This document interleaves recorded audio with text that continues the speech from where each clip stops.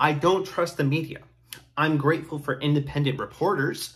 I'm grateful for people that are outside the mainstream media, but the mainstream media, man, they have a narrative and they want to keep us pitted against each other. They want everything to be about race, even when it's blatantly not about race.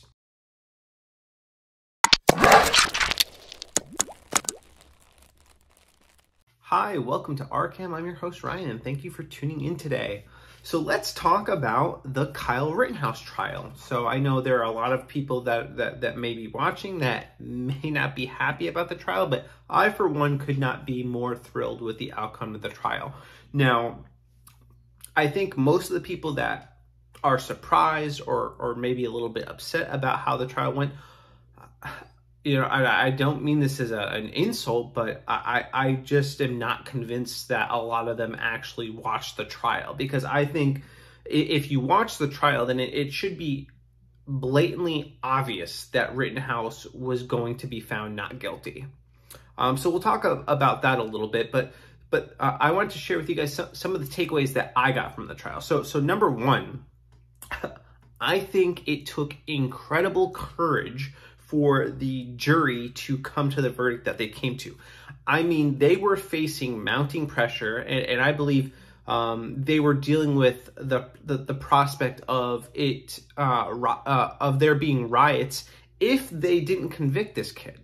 And I could imagine being a jury in that situation and just kind of weighing the options, because the pressure was on them to deliver a guilty verdict.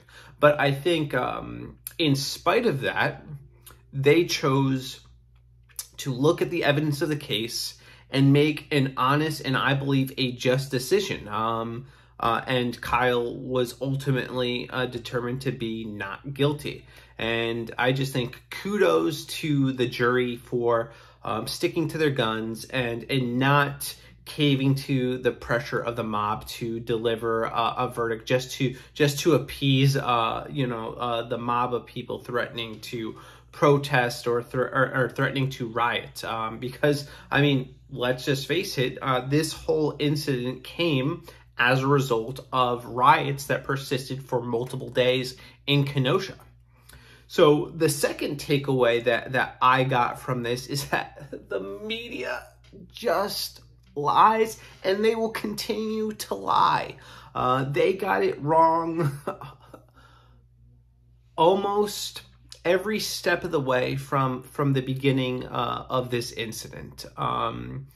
They said that Kyle crossed state lines with the gun. We know that from the trial. That's not true. They made it seem like Kyle was the aggressor. We know from the video footage that's not true. They called Kyle Rittenhouse a white supremacist. There's no evidence for that. And also, that really doesn't have anything to do with the actual trial itself. So it became very clear that the trial, which he was being convicted of murder, it became very clear that it was a clear-cut case of self-defense.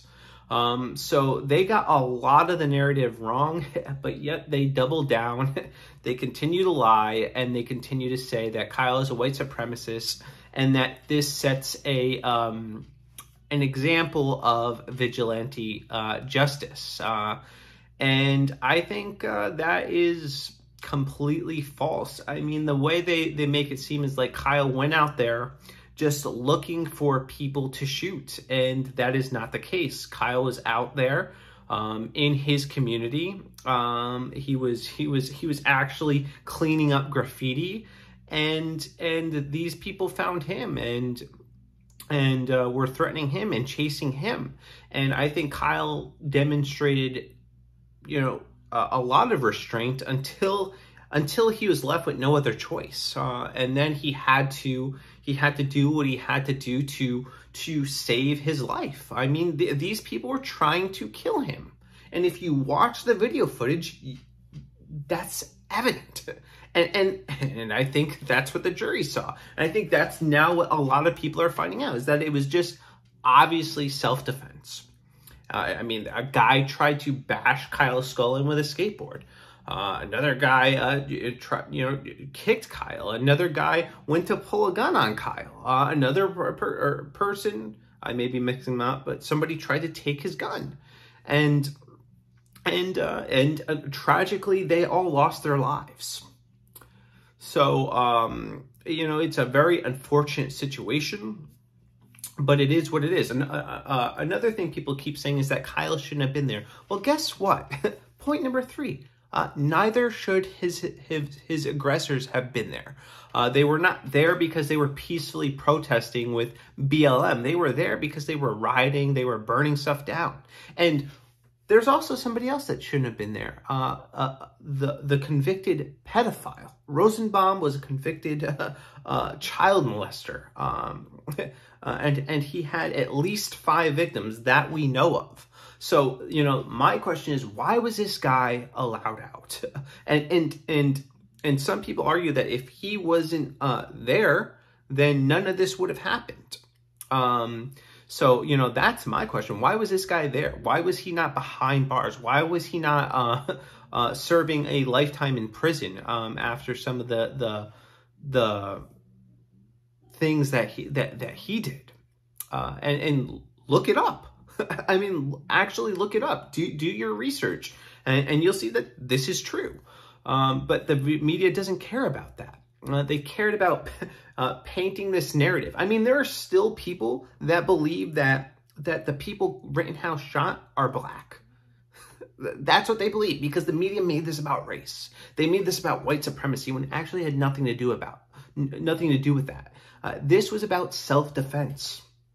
And our right to defend ourselves. And I would be making this argument if Rittenhouse were black, and one black guy was being chased by 3 other men, and he was fighting for his life. I'd be making the same argument. And it's crazy that the media has turned this into something that it's just not. So all in all, I'm happy with the outcome. I'm happy with the verdict that was rendered.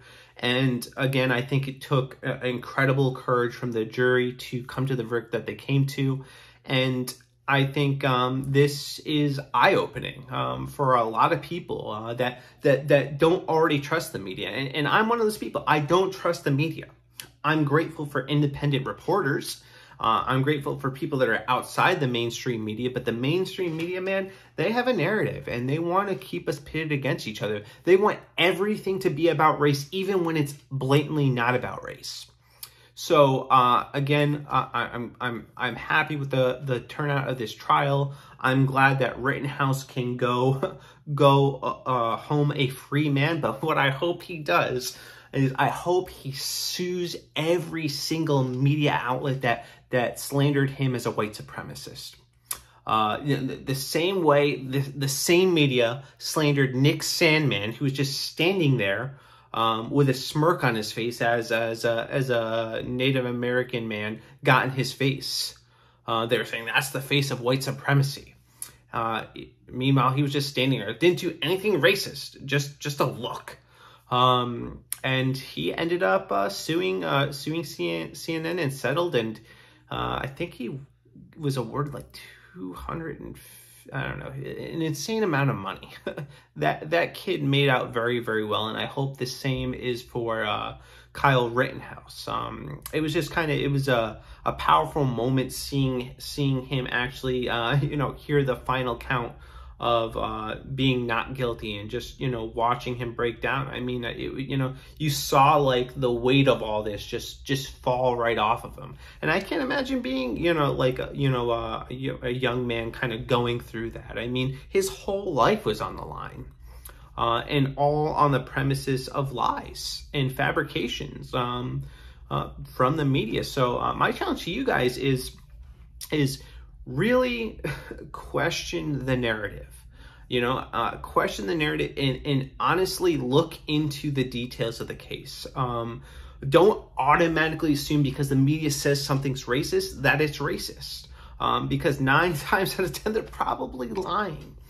They have a history of doing that, and I think we need to just be aware of it and do our own due diligence. So again, this is just kind of a historic outcome, and I'm excited for Rittenhouse, and we will see what comes next. But I think the media is kind of losing the battle. People are waking up, and they're not going to take it anymore.